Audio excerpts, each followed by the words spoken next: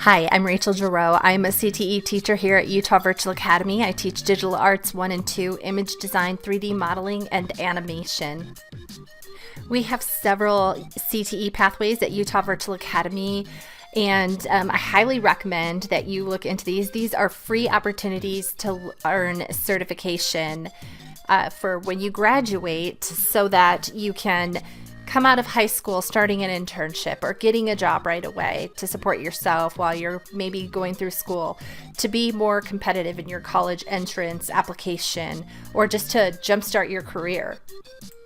These are just some pictures of some of the students, learning coaches, and teachers that attended the Tech Summit this year. It was a hoot.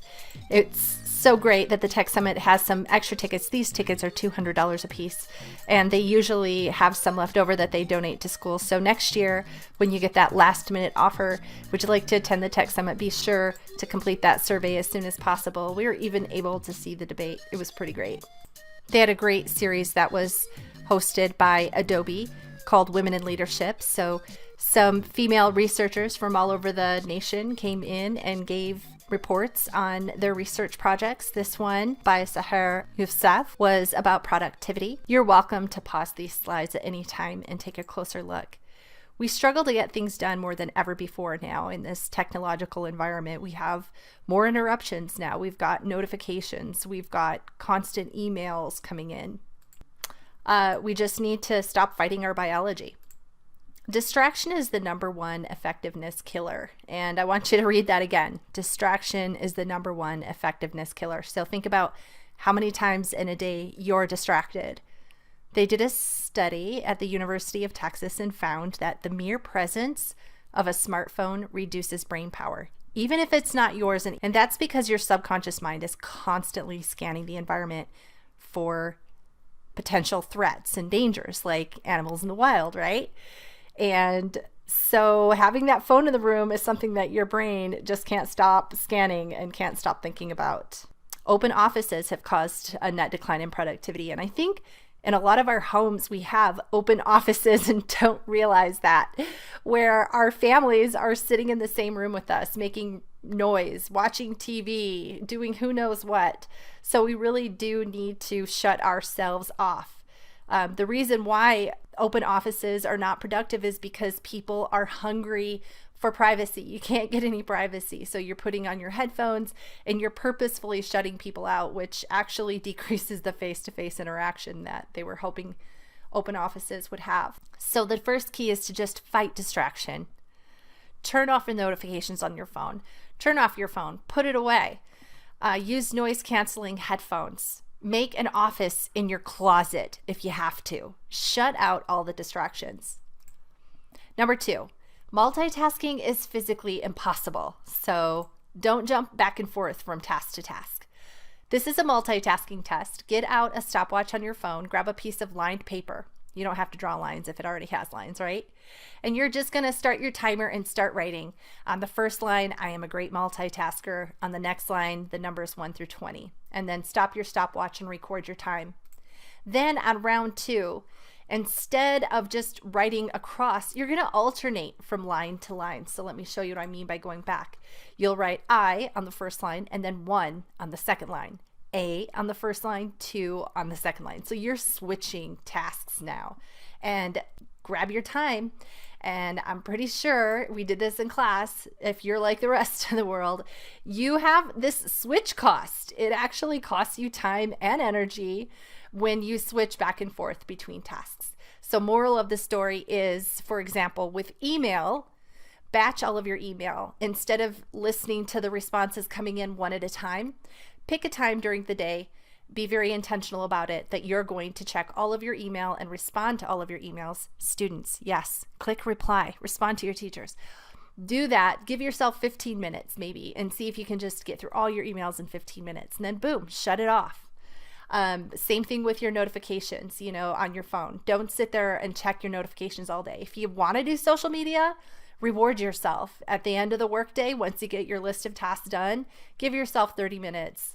Knock yourself off for 30 minutes and then shut it off. So number 2 key, improve your focus.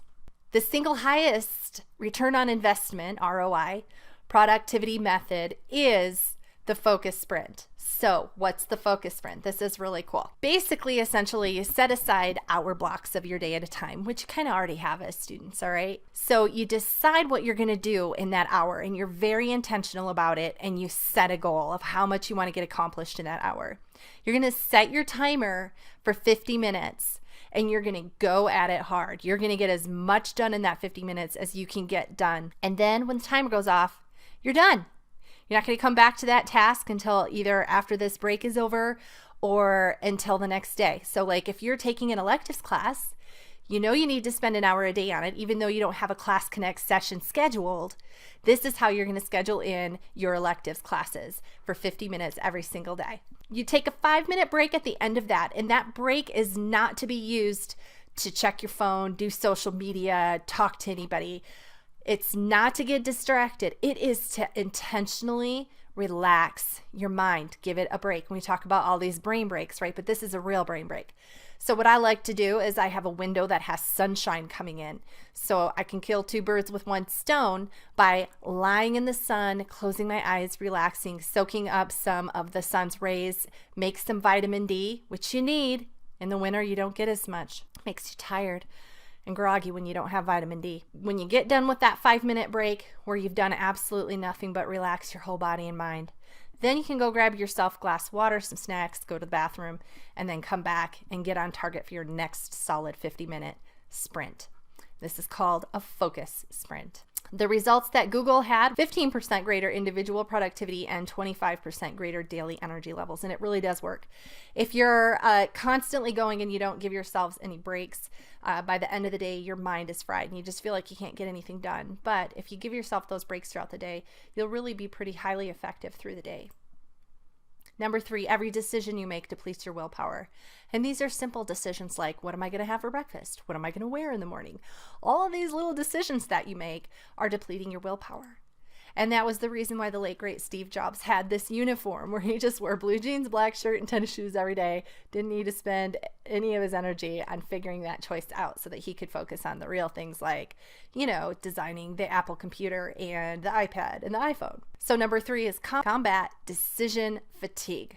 I want you to get a piece of paper. I want you to keep a journal this week, okay? You're going to try out these things, and I want you to make notes on what was effective, what worked for you, what didn't work for you. Make a list of all of the little decisions that you make throughout the day and automate at least one of those decisions. But if you can automate more than one, that's going to make a huge difference. Number 4, the hours of the day are not equal. And this has to do with your circadian rhythms. Your circadian rhythms are just like your natural biological clock. When you go to sleep, the optimal number of hours of sleep for you, what time to wake up so that you're not feeling irritable, what time to wake up so that you're feeling energized and refreshed. And they found that there are peak performance hours for you every day. So you want to pinpoint those hours, and keeping this journal can help you do that. So make a note of when you're feeling highly energized throughout the day and what hours you're not, and then find those patterns so that you can schedule the really difficult and challenging tasks during those peak performance hours. And then the tasks that aren't as difficult to do, like checking your email or, doing some PE, things that don't take a huge mental focus, you can go ahead and do those when you're not quite in that peak performance. Unless you're really trying to work out, then I would definitely do my workout during my peak performance if I was really focused on my physical health. Strategically design your day. So we kind of talked about this. Make a schedule. Make sure that you're scheduling in your electives. We're not designed to run like machines. So they also discovered some research on ultradian rhythms and the importance of providing the proper consistent nutrition throughout the day so that you can maintain your ideal blood glucose level. You're welcome to pause this. I'm not going to read through all of it. Key number 5 is to manage your energy, okay? Make sure you're getting lots of sleep and providing yourself with the nutrition that you're needing. So this week, your homework is to incorporate as many of these new strategies as you can to take a minute to rewire your brain. Input some meditation, those 5-minute breaks where you're just relaxing. Last thing I want to do is I'll just share a little bit of the Mark Zuckerberg talk that they had at Silicon Slopes. He's the founder, CEO of Facebook. And, there's a lot of controversy about social media and how mean people can be and how people say things, on social media that they would never say to someone's face. And, a lot of people want to see things censored. So there's a lot of talk about that. What would you want your legacy to be? Well, that. I mean, what I just talked about. I mean, it's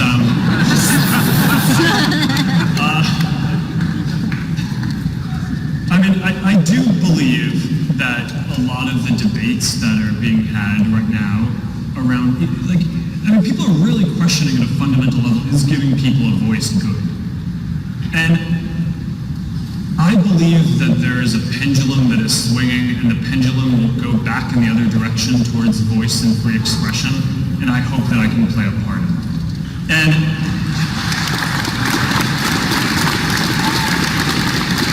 And similarly, I think in terms of individuals connecting, I think right now, for a while when we got started, I think there was a period where there was more positive press and coverage than anyone ever deserved. So I think to some degree, all the scrutiny I think is fair now as well. But I think people really have turned from thinking that tools that help people connect is going to be a powerful thing and positive for our communities, positive for social cohesion and democracy. And I think the pendulum is swinging there too. But I think the formula throughout history has been that empowering individuals, more voice, more connection between people, you build strong communities, and that's how we make progress together. And if we can do this around the world, I don't know, I think it'll hopefully lead to more prosperity and people living more fulfilling lives everywhere. And if we can be a part of that, then that's kind of what I hope to do. Thank you so much. Ladies and gentlemen, Mark Zuckerberg. Hey, welcome back. All right, so here's your homework for the week. I want you to keep a journal this week. Do that multitasking test if you haven't already, and write a reflection on how you can decrease the amount of multitasking you do. And then do that, decrease it. Turn your notifications off on your phone or your iPad, computer, and then put those things away while you're working. I want you to write a reflection about how this impacted your focus. Make a list of decisions you have to make every day. Things like, what am I going to have for breakfast? What am I going to wear? What time am I going to get up? When am I going to take a shower? Automate at least one decision. Write a reflection of how does that impact your day. Shut out distractions. If you have to set up an office in your closet, do it. Strategically design your day. Schedule daily focus sprints for your history and electives classes. Schedule focus sprints for each of your missing assignments. At the end of the week, write a reflection on how these changes are impacting your productivity. I am really hoping that some of these things are going to make a difference in your life. And I'm a little bit selfish. I've got a lot of students that are behind, and I'm really hoping that you're going to use this opportunity to get caught up on your work this week. And of course, I just wanted to give a little musical credit to Kiro Kiro, Bonito, Flamingo. If you're multicolored, that's cool too. You don't need to change. It's boring being the same flamingo. Oh. You're pretty either way. Black, white, green or blue. Show off your natural hue, flamingo. Oh. If you're multicolored, that's cool too. You don't need to change.